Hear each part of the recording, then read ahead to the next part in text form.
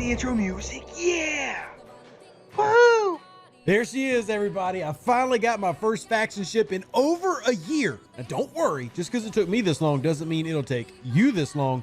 The economy has changed a great deal, allowing players to progress a lot quicker. And I honestly have kept my main account back a little bit as I've wanted to stay more in the range of the average, but I just had to get a new ship. And one of the eternal questions, it seems, is should we skip the 42 uncommon 4 stars or should we get them in lieu of waiting until level 46? Me personally, because it's going to take, me a lot of time to work through the 40s, I went ahead and picked one up, but I do have a plan of how high I'm going to take it, and that will be a little bit limited. We're going to talk about, well, what we do about every time we do these unveil videos. We're talking about officers, cost to operate the ship, and my plan for the ship, and then what you can do with it.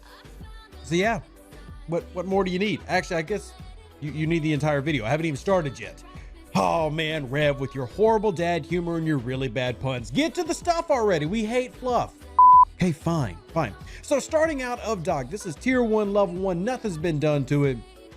Biggest thing that you're going to notice is warp range. You're starting off tier 1, level 1 with a warp range of 85. And if there is a reason to pick up the uncommons right now, it is warp range. You do have some of the specialty ships that currently exist that allow you to go pretty far out there. For example, if I was to say swap over to my good old friend, the Franklin A that I've got at tier 4, I've got a warp range of 90. Granted, it is a tier 4, but you do have warp range with a few other ships. But you notice things like your Enterprise, warp 75. That's done, and this doesn't include the mission that you can start doing at level 42, giving you plus 10 warp range. So getting the added warp range immediately is going to have an obvious benefit. You see my Auger at 70, and then my Jellyfish at tier 5 is also warp 85. So one of the advantages early on is going to be that added warp range that you're going to get from the Valdore, the Katinga, or the Kelvin. That's one of the reasons that I picked it up here. Even if I don't plan on taking it very high, tier 5, tier 6 is probably the highest I'll personally take it. It won't end up costing me that much in terms of resources because I have 2 events that have been paying me to prepare for the ship for a long time. Parabellum and the ISS Jelly Brawl. The benefit of me going for the Valdore is the fact that the ISS Jelly Brawl since level 39 has been preparing me for this ship, giving me the resources I need to work through upgrades. And even though I spend some of those upgrades on buildings and everything, it still is giving me a little bit more of a head start than if I was running with, the Kelvin. I'm just not a huge fan of the Kelvin. So here we go, starting off with the basics. We'll go over total cost. In fact, we'll put total cost of operation on the screen.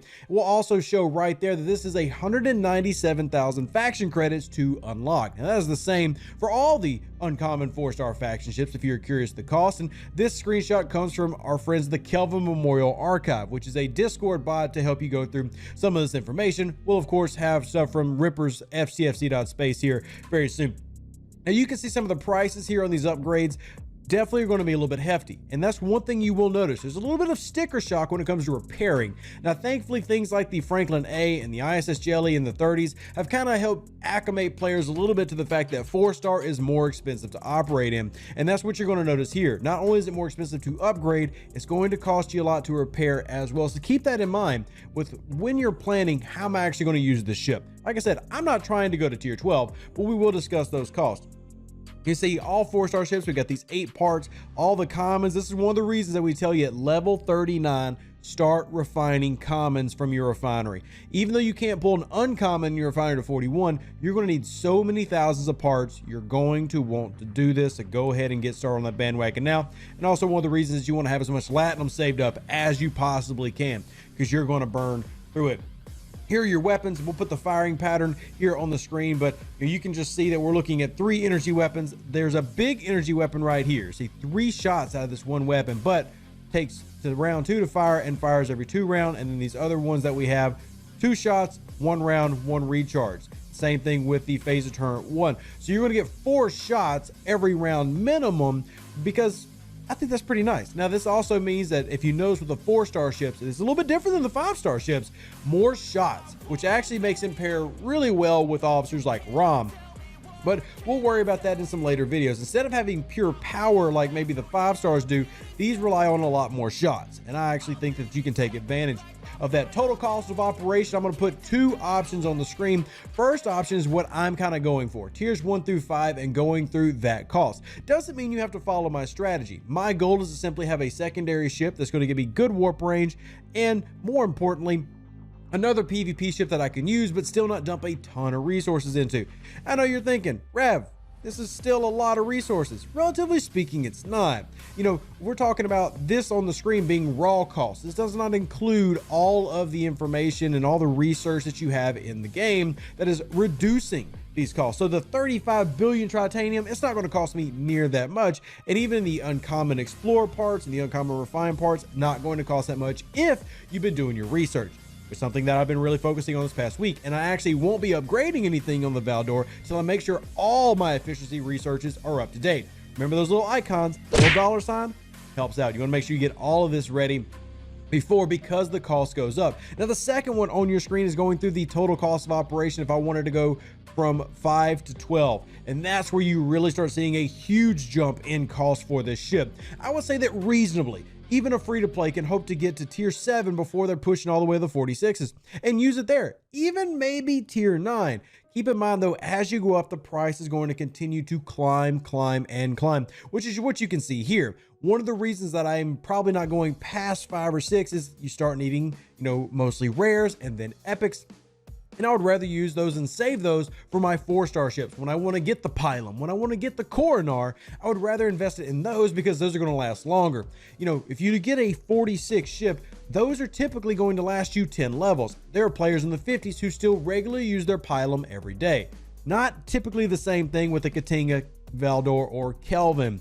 The cool thing about the Valdore is its ease to get into. And what I mean by that is, as I mentioned earlier, you've got events that are giving you the resources needed to jump into this quickly. It does require you obviously to still grind the factions, and that can be problematic for some, but it's a beautiful ship. It's one of the few things from Star Trek Nemesis, the movie, that is even decent, because my gosh, was that a bad movie, in my opinion. If you disagree, comment section down below, let me know. But you probably think it's pretty bad too. I mean, the Kelvin movies are way better than Nemesis and Insurrection in my opinion, but everybody's allowed to enjoy something. If you like, no judgment. So let's talk about crewing this real quick, because that's always a big part for me. And you see I've got a basic crew on here. The crew that I actually have loaded on here is the anti-Valdore crew. The Yuki Marcus Honor Guard Worf combo can work for several other things. Obviously you're getting a 15% shield strip, which is fantastic, and it works on everything. And Yuki is one of the most OP cards in 4-star, 5-star PvP range. It's useful. She's definitely good in other levels, but if you talk about one of the best cards to have in the game for 4-star and 5-star PvP, Yuki's it. Doesn't matter if you're fighting Pylums, Sanctus, Valdores, it is useful. Corvus, I mean, you can actually use this exact loadout against a Corvus, just FYI. You know, so whatever it is you're doing, Yuki can be a very good card. Now, this is also a great counter. And one of the things that I've tried to do in my videos lately is to give you counters to ships as well as officers for ships. So if you're looking for a way to counter the Valdore, this is it. Basically, on any ship, this is fantastic.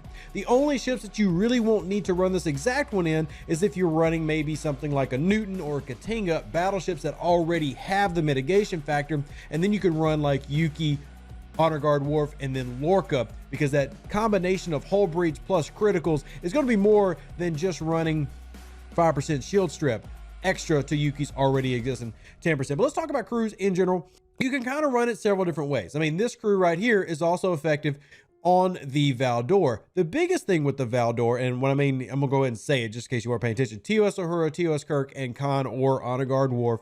But really what it comes down to is what you'll learn as you get to this stage of the game. Default crews no longer really become the big deal. There are some generalized crews that you can run that kind of work as defaults. For example, Lorca, Tilly, Honor Guard Worf is something that can go as a PvP group on any ship, including the Valdore, and work really well. You can also change it up a little bit and go Lorca, Tilly, and then insert Trinity Officer. So Marcus, Jarvanik, or Kang, depending on what you're fighting. But it becomes really, really important. It is a prudent course of action for you out there to really focus on, hey, what is my goal and what am I fighting? If you get the ability to choose a target, you want to always load out for that target. Armadas, PvP, whatever. If you're going to run into something like territory capture, maybe it makes more sense to run what I was saying before, Lorca, Tilly, Honor Guard Worf, or Lorca, Tilly, Khan. And yes, I do expect you, if you're in the 40s, to have unlocked a lot of officers and have preferably leveled up some of them to tier 4. Example, you really shouldn't be in the 40s if you don't have the Trinity officers at least at rank 4. And I'm saying that as somebody who has not ranked his Kang to rank 4 yet. It happens. But in terms of what's best, especially for PvP and mission bosses and stuff, that's very important. So keep that in mind. I'm not going to be throwing you a lot of rare officers to throw on your boats. Probably going to be needing a lot of epics because at this point in the game, you should have quite a few of them. But as the Valdore goes, it's a wonderful ship used for a specific purpose. It's really important as you level up, if you're talking about these efficiency things, hey, what can I focus on? One of the reasons that I want to get to tier 5 though, warp range, I mentioned before, but here's a picture of warp range for the Valdore at tier 5. Warp 140. That's huge. Getting into those warp 120 ranges really opens up a lot of deep space for you in the game. And for those curious how you can even access deep space, you got to get to level 38. The mission tree will then let you explore out there. But if you're watching this video looking at the Valdore, you're either one, curious about cool new ships and cool ships up there, or two, what would be the second reason? I don't even know. I would assume everybody falls into the first. But hope you enjoyed the video. This goes through a basic covering of officers, a basic covering of, the cost to operate, and even my plan for the ship. If you want a few more other crews, we can talk about that. Your TOS crew, though, is a standard PvP crew. You could also run something like 5 of 10 as captain and then run a critical on the opposite side of that. Really a lot of ways that you can load this out, because one of the great things about G4 and G5 ships, lots of hull health. So some of these rounds can get pushed on a little bit. But if you got questions, as always, drop them in the comment section below. If you want to help out the channel, like it. It looks like a thumbs up button and it works just like that. Click it, subscribe, and then hit the little follow bell to get notified of every time I go live and whenever I'm dropping content for Star Trek Fleet Command or any Star Trek show and series. And that's it. That's all I got for you. Hope you enjoyed it and can't wait to catch you on the next one. I'm excited to finally have another ship. I really am. I'm just so happy. An even better outro than the intro. For the Empire and glory to your house.